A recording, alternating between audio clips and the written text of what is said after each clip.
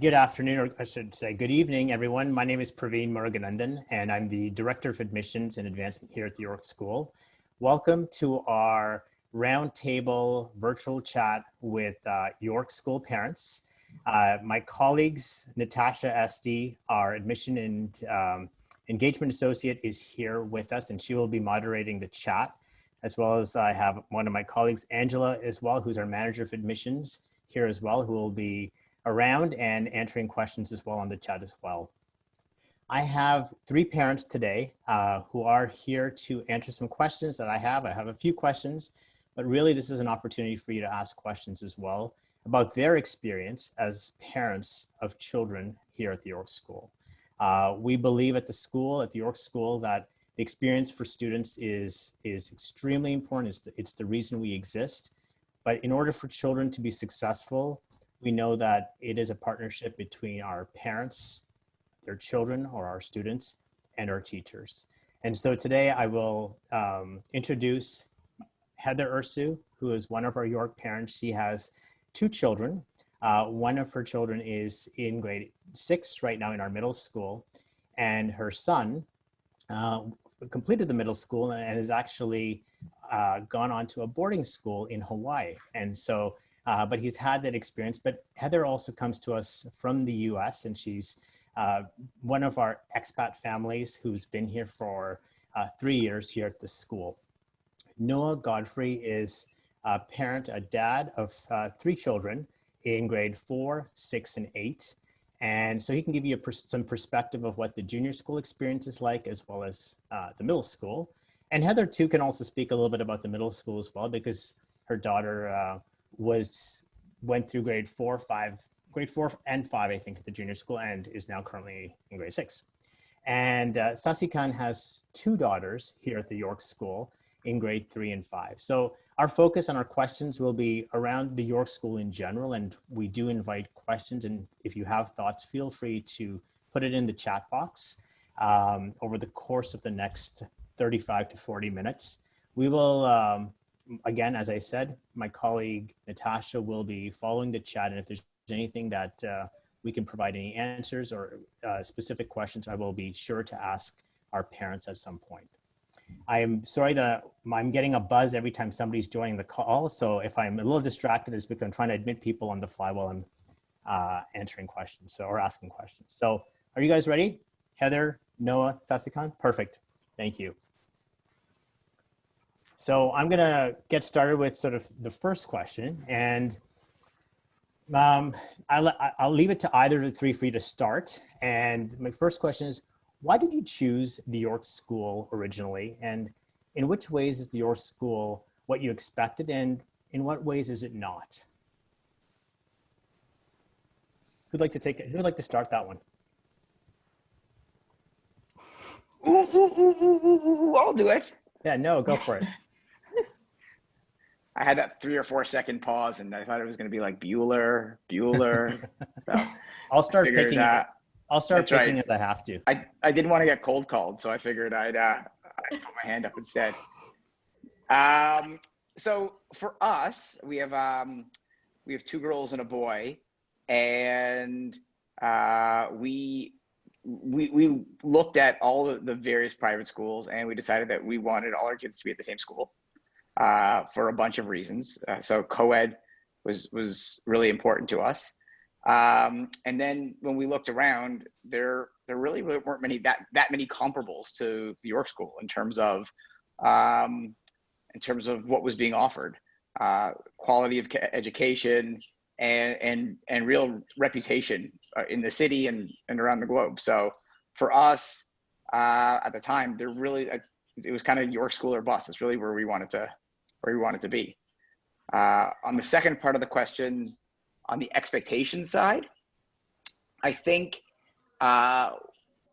we expected the academic expectations that we see, and there are some good high expectations of the students, which I think is fantastic. I think we've been pleasantly surprised with the amount of coaching and support and real love that the kids receive from their teachers, from the entire staff. And everyone knows their name. Everyone makes them feel like, you know, they're part of the family.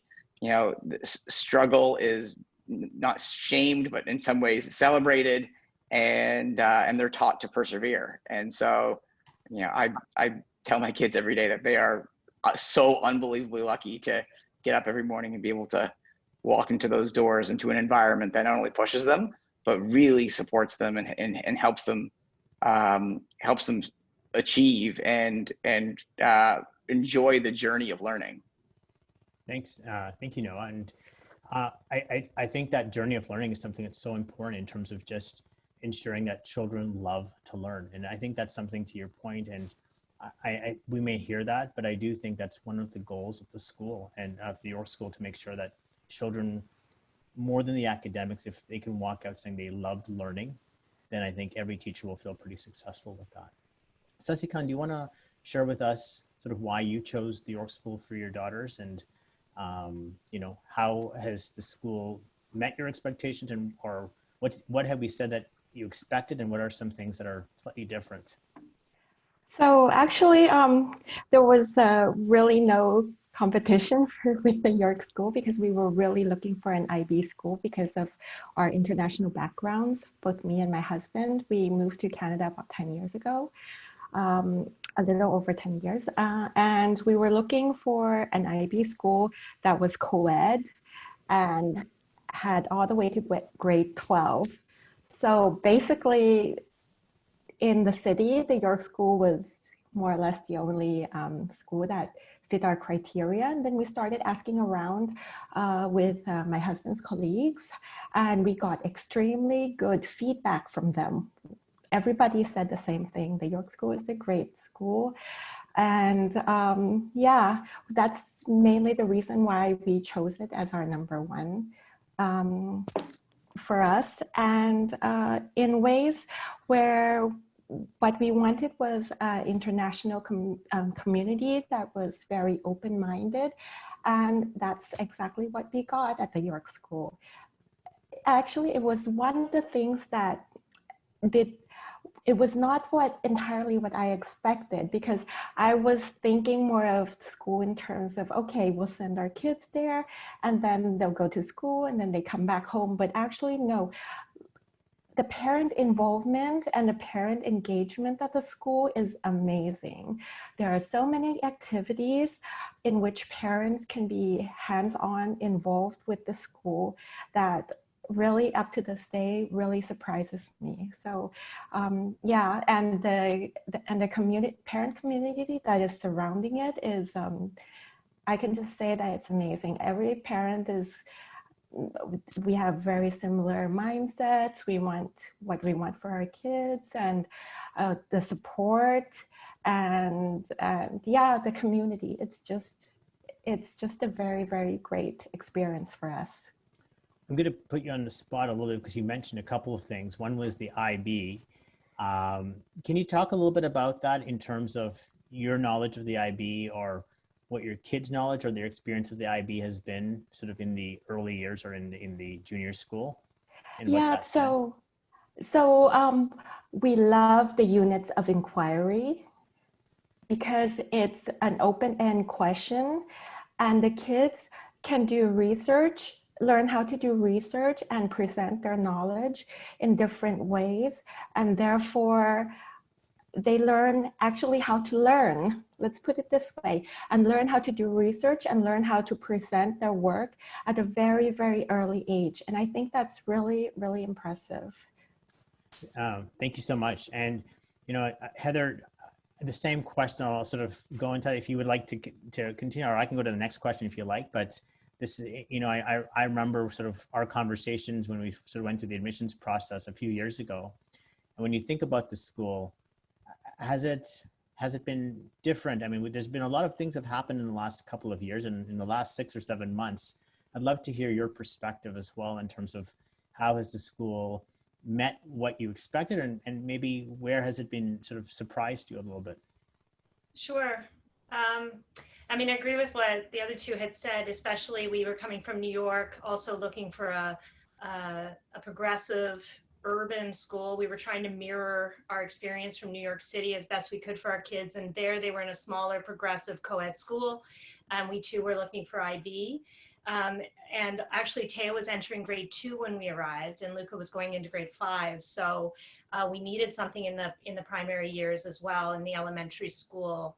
And finding the York School, not just that it is an IB program, but that it's been doing it for so long, right? So you've been accredited as an IB school for a long time, which means that the teachers deliver that program expertly, like with a lot of experience behind them. And I think that that is probably, you know, we went IB because we weren't sure we would be staying, and we wanted our, you know, we wanted to set the kids up that their moves would be seamless.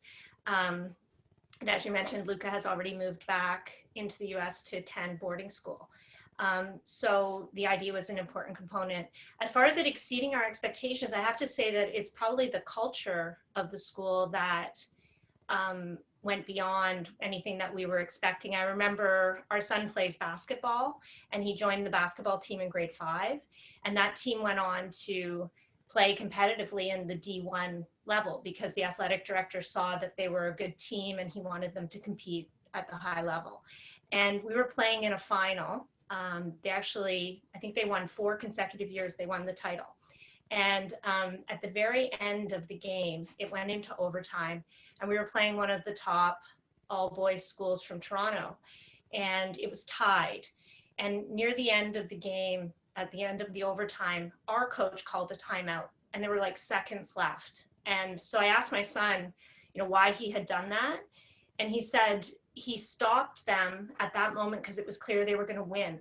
And he took the minute at that time to remind the boys about sportsmanship and to be subdued in their celebration when they went on to win the championship, and to show respect for their opponents. And in that moment, you know, he was in grade 6 then, and I think that those are the lessons that the kids are getting. And so it's not about the experience necessarily of what they're engaged in. It's everything beyond, above and beyond. And that to me is a culture piece, and that has exceeded our expectations and continues to every single day.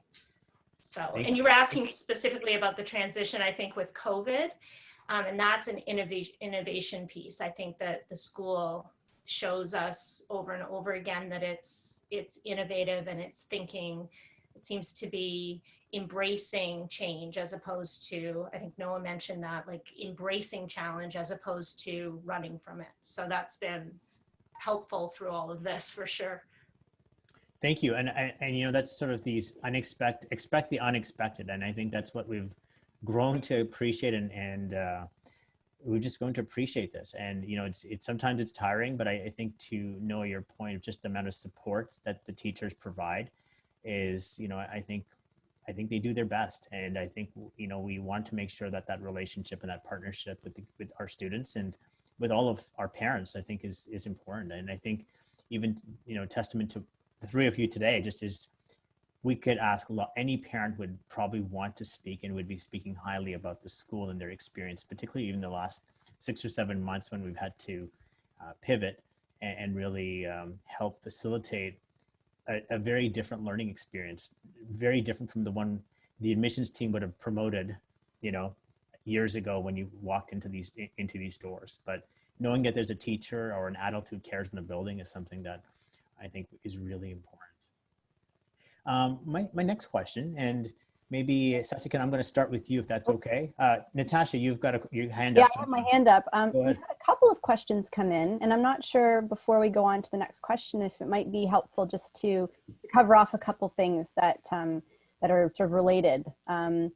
What some parents are just wanting to understand is, and this is more of an admissions question, but you know, how many students are typically accepted into the junior school? You know, this is for a parent maybe interested in, say, grade 4, as compared to how many students might be accepted into grade 9, some of our key entry points. So maybe just sort of covering that off would be helpful. It's not necessarily a parent-related question, but I think one that's on a lot of parents' minds, I'm sure. Absolutely. So you know what we'll do? Because they're admission specific, I don't mind jumping into those sort of maybe around 7:30 or 7:35. Sure. Yeah. And then some of these questions, there are some good questions there we can even ask our panelists as well. So we'll sort of, I have a few questions that I have planned, but a great question here is just, how do we celebrate diversity of the student body and what does that look like? And so I will let our panelists think about some of these questions, and maybe what we can do is I can give you sort of a heads up on some of the questions. But the question I wanted to ask Sasikan, and this is for the panelists here, is what's been the biggest impact that the York School has had on, I'll say either of your children, because I know you have two, and know you've got three, and Heather, you've got two, but just to think about what has the school done or the impact for your child. And it could be for all three, or all two, you can share. But if there's one big thing that was a big takeaway, we'd love to hear that. Is it just one allowed? Can I have several? You can say several if you like. I mean, two or three. How's that? I would say for my two daughters, the love of reading. Good. In junior school, we have an amazing librarian. And I don't know what, but especially my older daughter, she's been gobbling up books like crazy. Yes. She read, she's in grade 4. She read, I think, 4 or 5 series during summer alone.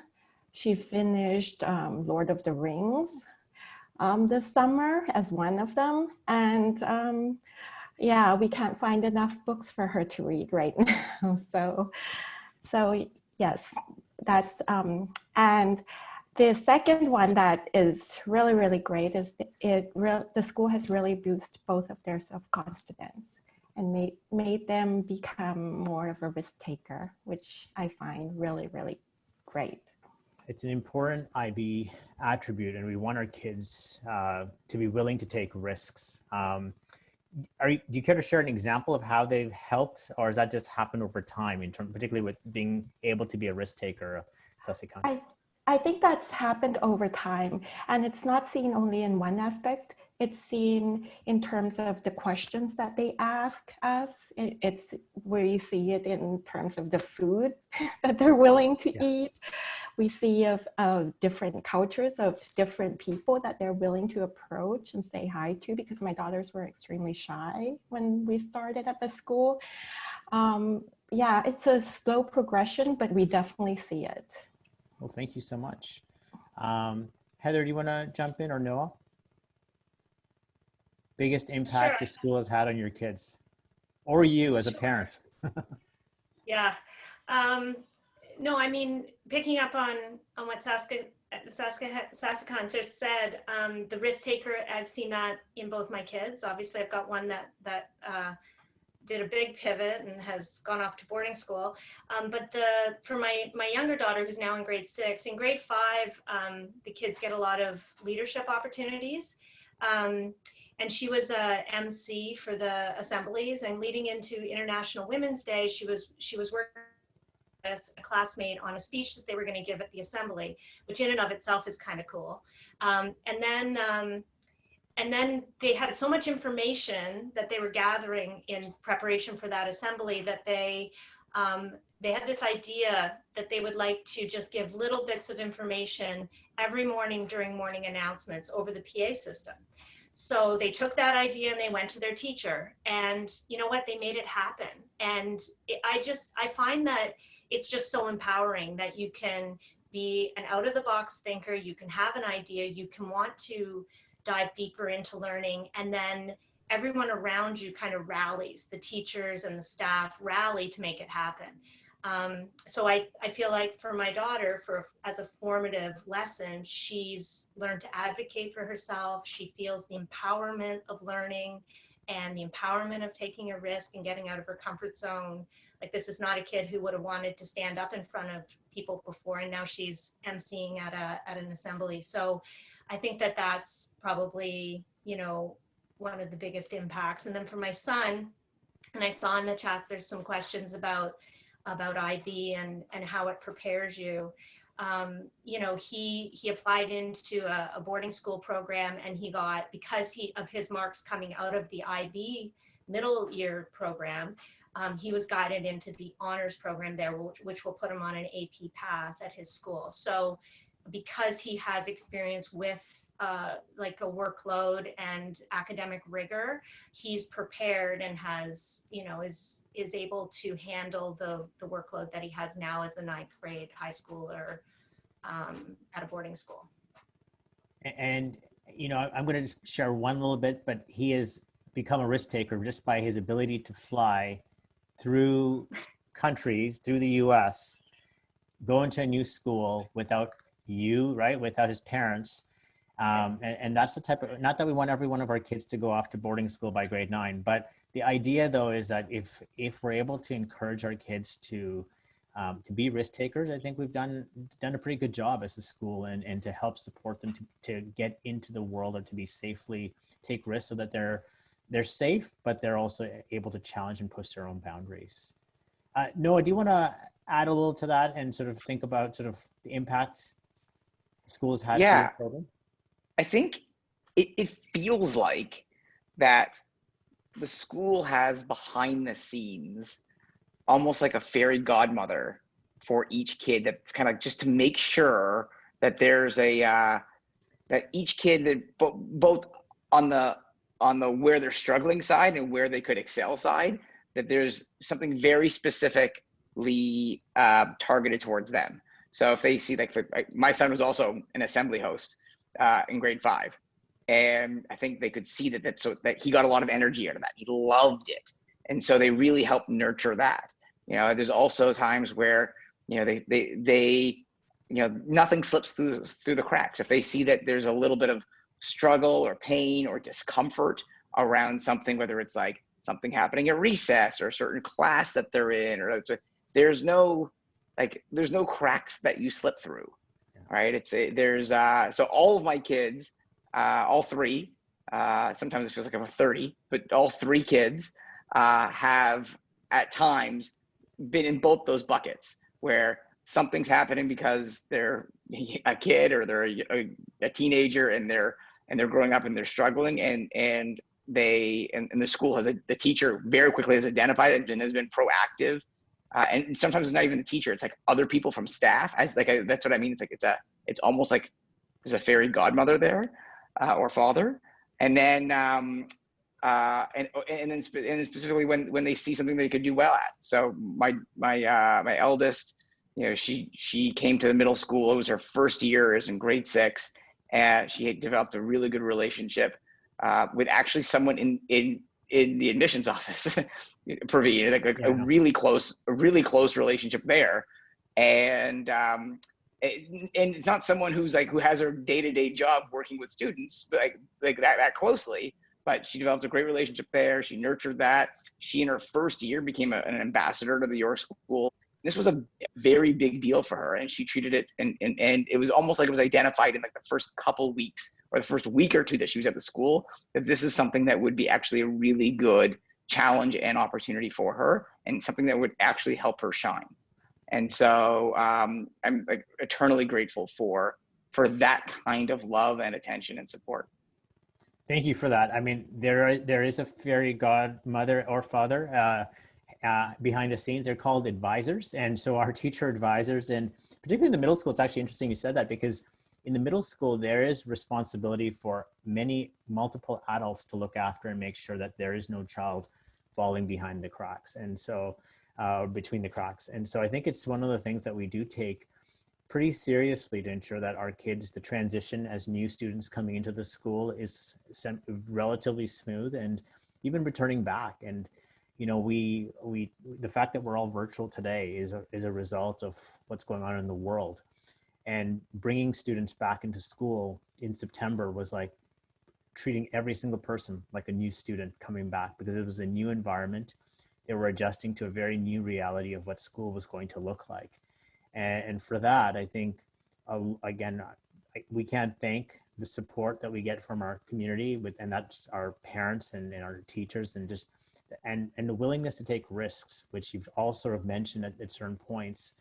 We've talked a lot about sort of why you chose the school and sort of the impact. You know, when you speak to your children at the end of the day, has there been one thing that they've said about the school that makes you sort of gives you goosebumps, or just makes you or reassures you that you made the right choice years ago, whether it was 3 or 4 or 5 years ago, with putting your kids in the school? Heather, you want to kick it off? Sure, for sure.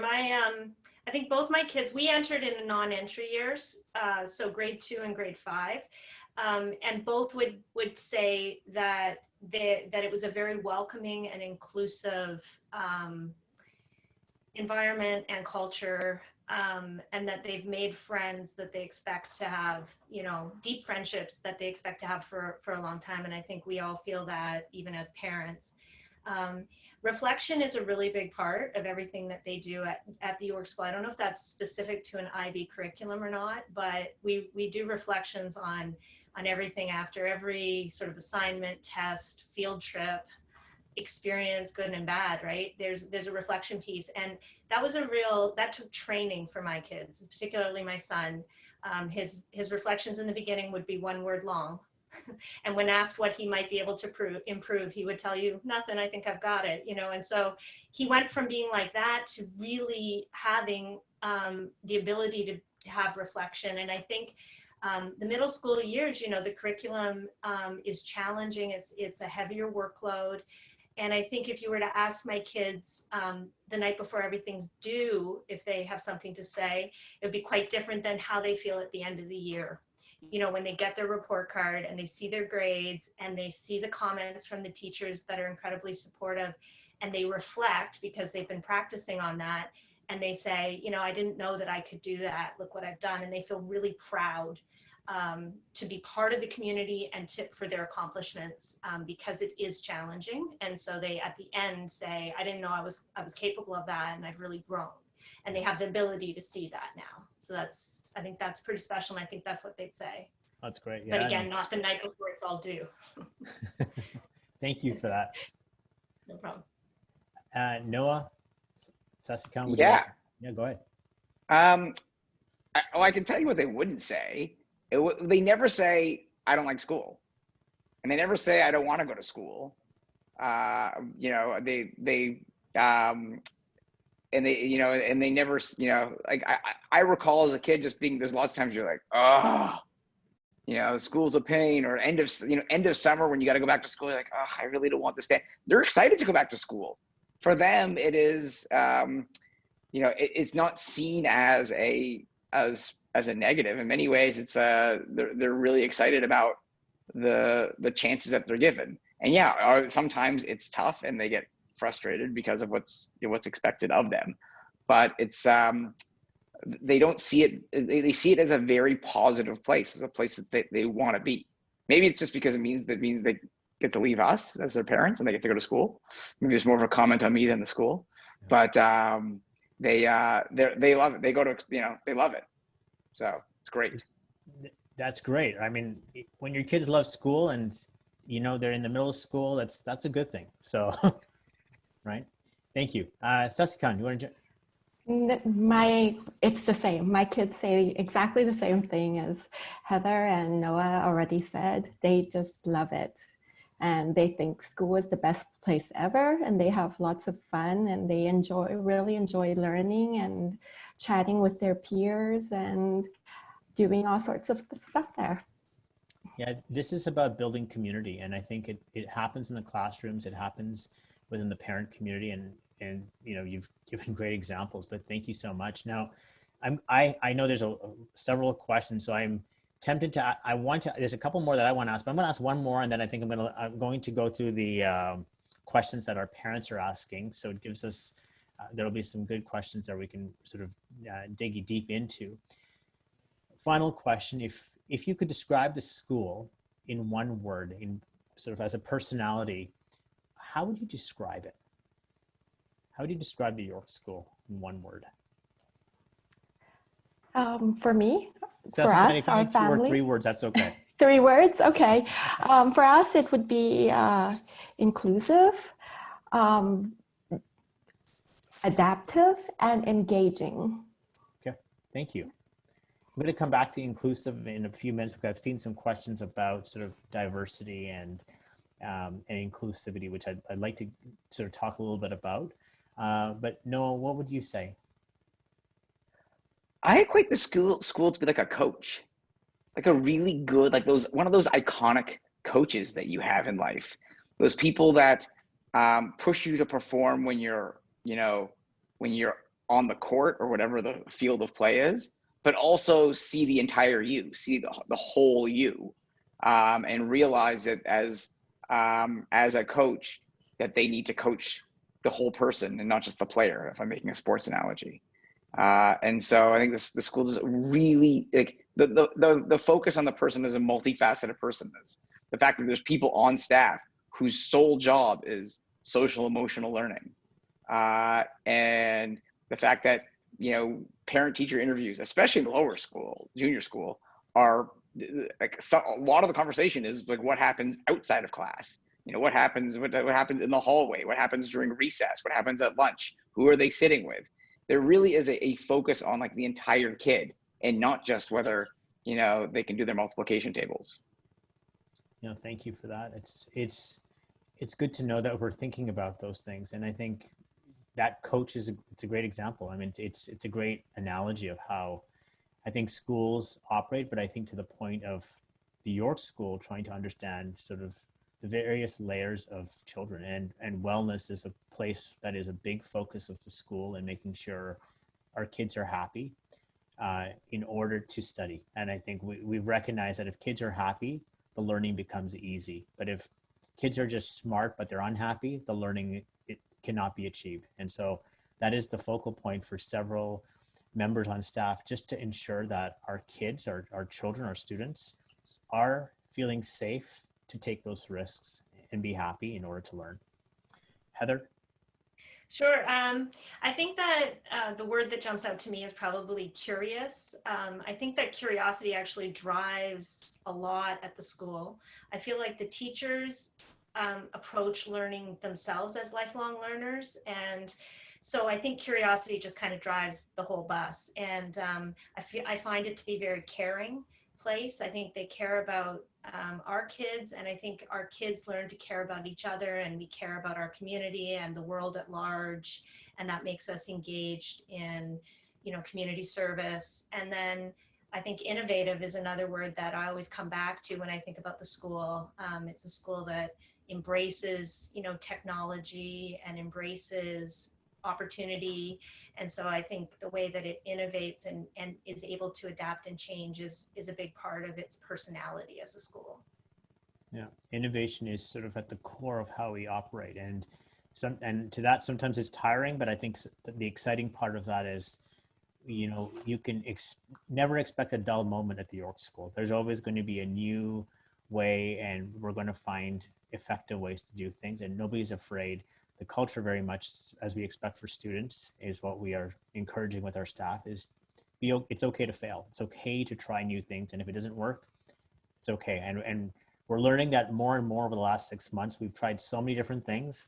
Some of those have worked. We've received feedback, and then we continue to make adjustments and continue to improve. And I think if we as a school can have that as part of our operating manual, that is a good example for how, we would like our students to operate or to study and to educate themselves in the classroom and outside too.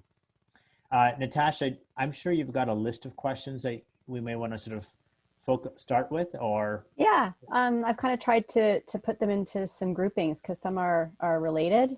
A number of them are pretty standard sort of questions for us admissions folks. I would love to get any input that our parents can offer to some of the questions, but one of the ones that we could start with that I brought up earlier is just some basic overview of the different how many spaces we tend to have available in each year.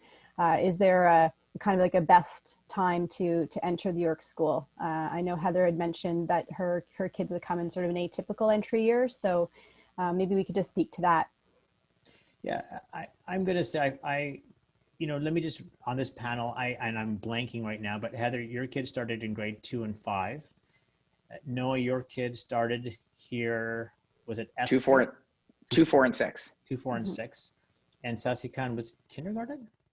JK and grade 1. Great, JK and grade 1. Okay, so my apologies. So JK is the best entry point. If you've got kids younger than 4 years old, you should definitely apply for JK. It's the entry year where we admit 28 to 32 students. After that, grade 6, 7, and 9 are those entry points where we'll admit about 14 students in grade 6, 16 to 18 in grade 7, and about 20 to 24 in grade 9. Now, in the non-entry years, which some, our panelists here have had students enter, and that's quite normal, believe it or not, to have students coming in into grade 2, 3, 4, or 5. And while we will typically say about 2 to 4 spots open up, we also recognize because we have 20% of our population is made up of an expat community, we do have a little bit more movement as our families will relocate in, they will also relocate out of Toronto. And so that gives us a few more spots in various grades. So we would state right now 2 to 4 spots in most of those non-entry grades. So for grade 4 or 5, we would add 2 boys and 2 girls in most of those entry points. But again, will we add 5 kids, 6 kids? It just depends on the year if we have some attrition because families are relocating or moving out of Toronto. So I hope that answers probably about 3 or 4 questions in terms of how that works. Is there another question? You want to go to the next question? Yeah, sure. We had a couple of questions come in as it related to the whole issue of giftedness. So, if you have a student who has been identified as gifted, some questions related to how, does the York School have kind of like a gifted type of program? Do they have a special program for gifted students? What is the experience of a student who is gifted at a school like the York School in the IB program? And someone who'd asked, is there a difference between IB and a gifted program in the public school system? I know I could answer that question, but I think from a parent point of view, I think this is why you're here. So if anybody would like to jump in and just speak to that in some, from your own observation, it's, that would be really appreciated and welcome. I can start. So my middle one, my son, is he's very analytical. He gets math and those like very black and white, numbers oriented things. Just comes easy to him. He works on other things, but those things come easy to him. So what I found is that the school operates with there's certain terminology I don't remember. There's basically like it's a bar at the bottom that everyone needs to meet, and then a lot of the questions are kind of like unbounded questions or unbounded sections and unbounded pieces of work. So there's a minimum that they want everyone to get to, but if you excel at something, there are opportunities within every even assignment to actually take, here's what's expected, go one step further, go one step further, go one step further, go one step further. And to often push the kids to keep going one step further if they're capable to do that. I think they call it unbounded or something like that. Thank you for that. I'm not sure if it's called unbounded, but I will say that I know for a fact that students, no students ever left the York School because it was too easy. And I think the point to your point there is that if a child does have tendencies to be gifted or is looking for an enriched experience, the IB definitely teases that out, just what the way the program is structured and the experience for how students learn. It's not a rote learning experience when you're in the IB. You're taught to ask questions. Inquiry is sort of at the base level, if that's what you're expected from JK all the way to grade 11. Heather, you were going to jump in and say something. I think I might have cut you off. Well, I don't. For the parents specifically who are wondering how it compares to a public school gifted program, we didn't consume that product here in Toronto or even here in Canada. But I can tell you that I did have one child test as gifted and then join the IB curriculum. And all I know because of the applying out process and going to boarding school is that it is a passport. Like having the International Baccalaureate as a framework, it becomes like a passport for what you might want to do next. And I don't know that much about the York experience once you get to grade 12 because we haven't been there yet. But I know from reading in our communications and things about it that that our students go far and wide, and that they have a lot of support at that level. So I don't know how it compares to the gifted program, but I do know that the International Baccalaureate as a product is incredible, and it is universal. So it transfers. And when admissions teams from other schools, whether you're doing what my son did or you're graduating and going on to university or college elsewhere, they recognize it. It's recognizable and it's very well regarded and respected. So you can expect rigor for your gifted child for sure. And they will not hit a ceiling because there are no, like, it's like, you know, you can think out of the box, there's just no box. So it's like, you know, it's really, really, truly a place where, you know, you kind of set your path, and there's a lot of people around you that will support that. Thank you very much, Heather. Jessica, were you going to say something or? Yeah, so similar to what Heather and Noah said, I find that every child is treated or is taught in an individualized way. And the teachers really, really push to what they're very good at to become even better. So for example, the class might get a set of work, and then if your child is finished, they will keep going for further and further. And there was actually, I think my older one was in grade 2, they rounded up a couple of students who were pretty good in math, and they had them do extra math. So it was kind of like a little bit more than the others would do. And my daughter really enjoyed that. So I think whether you're gifted or not, everyone reaches a certain standard. If you're gifted and can go further, the teachers will identify that and will push the child further. And to clarify, if you're not gifted, the IB experience is still a very great experience for many students. And I'm just only responding to a question there where someone says, is it okay for a child who's not gifted to be pursuing the IB program? And you know, some interesting history here is the IB program was, while it is sometimes known as a program of rigor, was always designed as a program for families who were more internationally mobile. And the idea was that you could move from one country to another and not have too much of a disruption in your child's life as it pertained to their schooling. But people have seen the benefits, you know, the idea that you have to have a well-rounded and a very balanced education, and that includes learning a second or a third language. At your school, French is taught all the way from JK through to grade 9, and students can continue with that. But if they're interested in Spanish or Mandarin, that becomes an option in grade 10, you know, in the senior school, or as early as grade 7 if students are interested. So there's lots of ways to challenge yourself, but there's also, you know, remembering that IB can be for many, many different types of learners and students. Can I just add, it feels like there's lots of staff. There's lots of people who are, it feels like the ratio is a lot. So as a result, it allows for the one-on-one or, you know, one-to-few learning.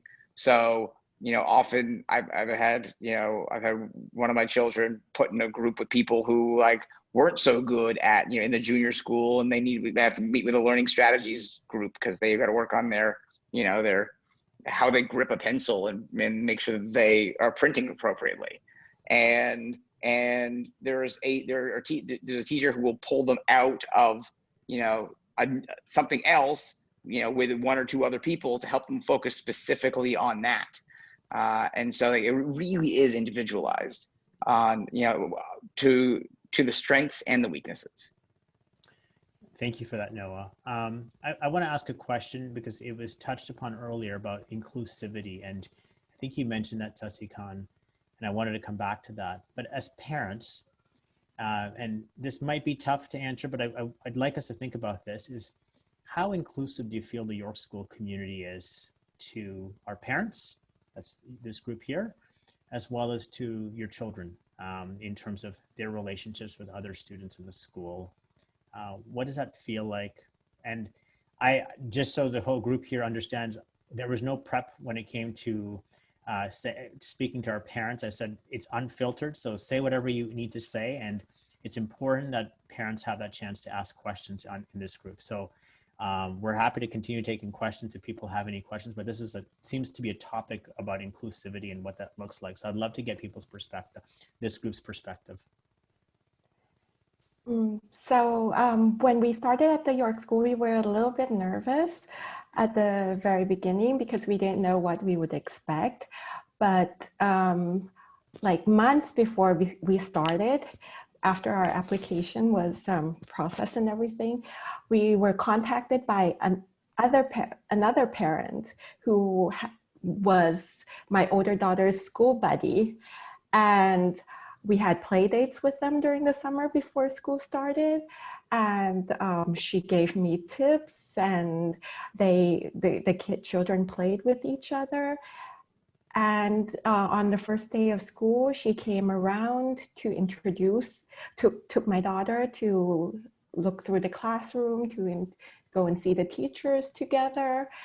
And yeah, more or less it was, it turned out to be a very smooth transition especially for my older one, who was in grade 1 and was quite nervous because she didn't have any friends there. So it was, that was just the start. And then afterwards, we got contact, like other parents came to talk, and they said, if you want to find out more, you can become a class parent and go to this meeting. So, okay, I didn't know anything, so off I went. And there, everyone was saying hello, introduced themselves, and then things just progressed from there. And I think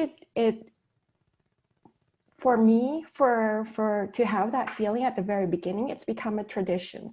So each year after that, for when we see new parents, we do exactly the same thing. We go say hello, introduce ourselves, and then welcome to the grade. And yeah, it's more or less like a culture. Everyone does more or less the same thing. So I don't know if that's, in my opinion, that's the most inclusive thing that I don't know, I've never felt left out at the school, let's put it this way. And if there's a new parent, we would not leave them out. Thank you. I'd agree. I would totally agree. I would say from a diversity standpoint, which I think is what I saw in the chat is one of the directions that we may be going. It's really front and center, I actually think, at the York School. And there's it's like really clearly part of the core values about making sure that the kids know and talk about diversity and the history of diversity in our country, in our world. Every assembly starts by reading a passage that includes where about the indigenous people, and this was their land at the beginning, that this was their land. That's the beginning of every assembly. And then there's no hiding from issues. So the George Floyd thing happened, and in the middle, on the fly, I'm sure teachers weren't pulled aside with a lot of prep. It was a discussion in the classroom. This is not something that the school hides from. And it's an important discussion. And it's really impressive when this stuff is in the news and your kids can come home and they can have a discussion with you about what they learned. And their astonishment at, sometimes the way the world is, and especially the way the world was. And the York School has a very clear position on this. I mean, we've heard Struan Robertson, the head of school, say what you permit is what you promote. And it's, there's no kidding around. It is front and center. Yeah, thank you for that. No, Heather, I'm gonna allow you to say something if you would like to say anything about diversity or inclusion, and then I'm gonna say a couple of things on that topic because it is important conversation that is continuing to happen in the school. I mean, I agree entirely with what the others have said. It is it's an important, it's in the mission statement of the school, but it's more than that. So you feel it, you see it, you know it's there. Our kids have the hard conversations, and they have them facilitated in age appropriate ways, and they have them daily. And so and it's not heavy, like for those of you who have really young children, you know, it's not, it's always really age appropriate. And I am grateful that my kids have a safe space where they gather and where they have an opportunity, because, you know, in this day and age, we have exposure to information and news in a way that we didn't at a younger age now than ever before. And so the fact that we're part of a caring community that takes a stand, and that inclusivity and diversity and stands against racism in any way, I feel proud to be part of that community. So, and I know my kids do too. Thank you, Heather. Thank you, Noah, and thank you, Sasikan. This question comes up every now and then. I think more so today, it's become sort of a hot topic with schools. And, you know, I can certainly appreciate that the school is doing a lot, or trying to do a lot, when it comes to being inclusive and ensuring students feel safe. I think the question sometimes comes up as how diverse is your student body and even your teaching body. And I will, you know, this question I'm gonna say, at this moment in time in our history, we're not where we want to be. And I think we can continue to grow and get better. If you asked any person at our school, if you asked our head of school, he'd probably tell you that ideally the York School should be a representation of the city of Toronto, which is a very diverse community that we have. If I looked at other independent schools, I think we're ahead because of our IB program, and it tends to be very attractive with welcoming families from all around sort of the globe. But I think if we're looking at, and that covers the ethnic diversity, but if we're looking at socioeconomics, it's something that we have to grow and get better at. And so as part of the role that I play is trying to think about what does scholarships and bursaries look like to try to recruit and retain mission appropriate students. So this is something that will be part of our strategic planning as we think about the York School over the next few years. But I want to make sure that this is an area we know we can be better, and we want to get better at that. But it's something that is top of mind for every one of us at our leadership table, that we need to continue to move that needle forward when it comes to what an IB, what the York School needs to look like in 5 or 6 years. I talked a little bit about this topic. Natasha, do we have any more questions, or have we captured? We have a few handful of others that are kind of, not that they're one-offs, but I would say there's one that asks about the whole technology piece and sort of how the York School approaches encouraging students to excel in technology or to utilize technology. They'd asked specifically about, you know, coding and that sort of thing. So again, maybe Heather or Noah or Saskan, maybe you can talk to any of your children's experience with the amazing things that happen as it relates to technology at the York School. Okay, I'll give it a go. I think it really depends on the age. I'd say at the young years, they're given Chromebooks. Sometimes often they can't leave the school with the Chromebook, but there's a lot of learning how to interact with technology at a young age. And then as they get older, I know there's you can specifically learn, you know, take programming classes. You get older, it's a choice. And as you get into the middle school, I thought this was a really nice thing, but they have one of the courses is like a design and technology class. And it really is all about having them think about technology and innovation and design all in one, and how they can use their creative skills along with building the tools to use technology in order to make an impact on the world around them. And so they have, like in grade 6, there's a whole thing where they get to shoot rockets, and they all go to the park and they have to build a rocket, and they're taught how to do that. In grade 7, there's the Pinewood, this is a thing called the Pinewood Derby, which is like the big thing. Is that grade? Yeah, grade 7. Grade 7. Where it's like, the kids have to build a race car, but they really have to build like from scratch, the race car. And then it all culminates to at a race.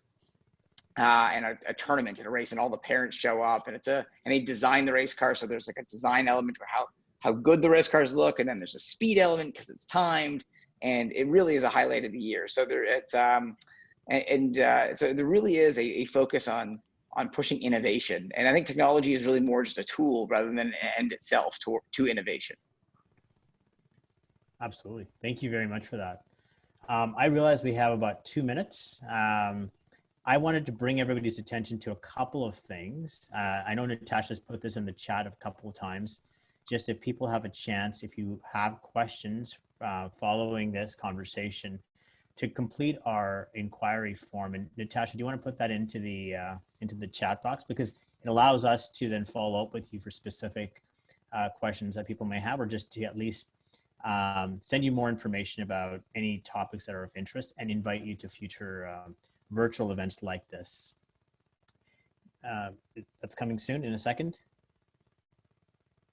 You're on mute. I thought I'd pasted it, but I neglected to, so I'm going to do it right now. Okay, perfect. And the second thing, which I think is really important, is we have also launched a podcast because we realized we can't meet with all of you face to face. So Natasha, as she works in our team as our admissions and engagement associate, she's also our podcaster. So she's the host of York Talks. So you will be hearing her voice, and she has this, we have planned, I think 15 or 16 York Talks scheduled over the course of the next 4 or 5 months, where she will be interviewing different people at the school to give you insights into what the school looks like, and you can hear that. So there's sort of 20 minutes to 30 minutes typically is what you can expect. And she's already put the link in there for York Talks. So take a look at that if you get a chance to listen. I think we've got 2 published right now so far. The first one on culture by Struan Robertson, our head of school, and the second one is by Val Turner, focused strictly on the junior school. And today's topic, I think, is going to be the one that you're launching. Yeah, looking at the middle school as sort of this time of transition. So I speak with Helen Jin, our middle school principal, and Glenn Blair, our middle school counselor, about that whole journey through middle school and how we've really designed a middle school for middle schoolers. And so that's going to be published tonight. And in addition to the link through our website to the podcast, you can also find it on all your favorite podcast listening apps. It's on all the directories: Apple Podcasts, Spotify, Google Podcasts, etc. Take a listen. And then we have one more thing, which is we also have a virtual tour of our campus. So Heather, Noah, and Sasikan, I know you can't come into the building either because only students are allowed. But if you click on that link, we think it's pretty cool, but I hope our parents get a sense of what the school looks like in the absence of a face-to-face tour. But my colleague, Angela, who's been responding to questions, so thank you so much, Angela. I'd asked to put you on video, but I don't want to call you. Oh, you're here. Okay, perfect.